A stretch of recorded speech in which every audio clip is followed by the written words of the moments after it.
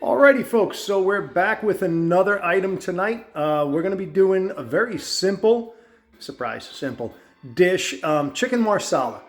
One of the staples in any restaurant in New York, New Jersey, even here in Arizona, a lot of the restaurants are making it. At this point, I would probably say if you went into a Chinese restaurant in Staten Island, you could probably order chicken marsala or chicken piccata on their menu. That's how commonplace it is. So couple of ingredients. I'm going to turn this camera around so you can see. So first thing obviously is going to be chicken. I've got boneless breasts that I've cleaned up.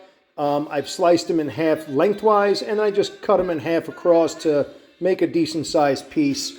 I'm going with canned mushrooms. My wife likes canned mushrooms over the fresh mushrooms. I prefer the fresh. You could use either one, whichever you feel like using. Marsala wine.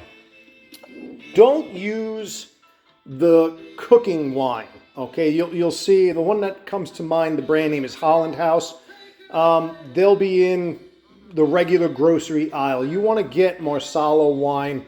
This one happens to be Sheffield. Normally, I think the brand that I use is Taylor, but you don't want to use those cooking wines. They're heavy in salt and sulfites, and you don't want either one of those in your food. It's bad enough this Marsala is going to have sulfites in it, but it's not just a salt lick. Got the chicken broth as usual.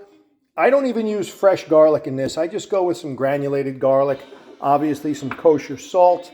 I've got a little bit of just all-purpose flour that I'm going to use to dip the chicken cutlets in, dredge them in prior to sauteing them.